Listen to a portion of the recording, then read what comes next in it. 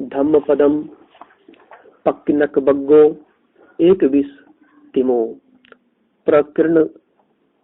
प्रकीर्णक वर्ग एक विषह।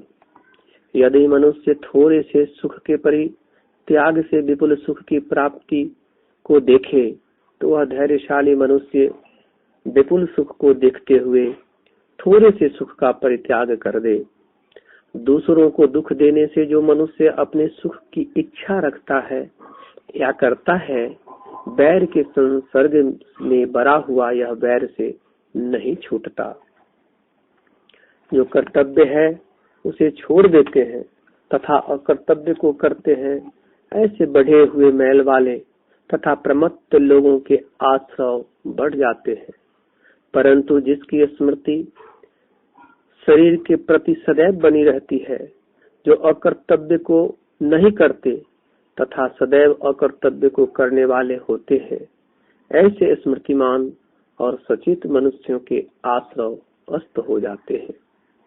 माता पिता को, दो क्षत्रिय राजाओं को और प्रजा सहित राष्ट्र को मारकर ब्राह्मण निष्पाप हो जाता है।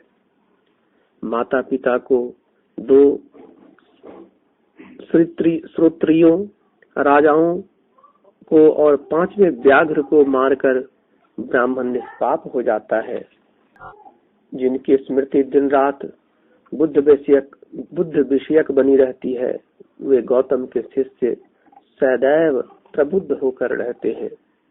जिनकी स्मृति दिन रात धर्म विषयक बनी रहती है, वे गौतम के शिष्य सदैव प्रबुद्ध होकर रहते हैं। जिनकी स्मृति दिन रात संघ विषयक बनी रहती है, वे गौतम के शिष्य सदैव प्रबुद्ध होकर रहते हैं। जिनकी स्मृति दिन रात शरीर विषयक बनी रहती है, वे गौतम के शिष्य सदैव प्रबुद्ध होकर रहते हैं।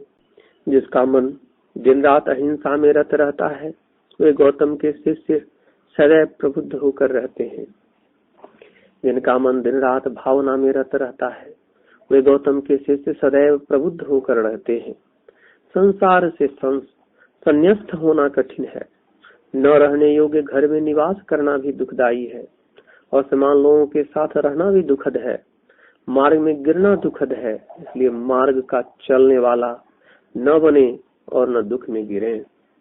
श्रद्धा और शील से उत्पन्न यश और भोग से युक्त मनुष्य जिस जिस देश में जाता है, वहीं वहीं पूजित होता है। संत लोग बर्फीले पर्वतों के समान दूर से ही प्रकाशित होते हैं, असंत लोग रात्रि में फेंके हुए बाणों के समान समीप में भी दिखाई नहीं देते हैं।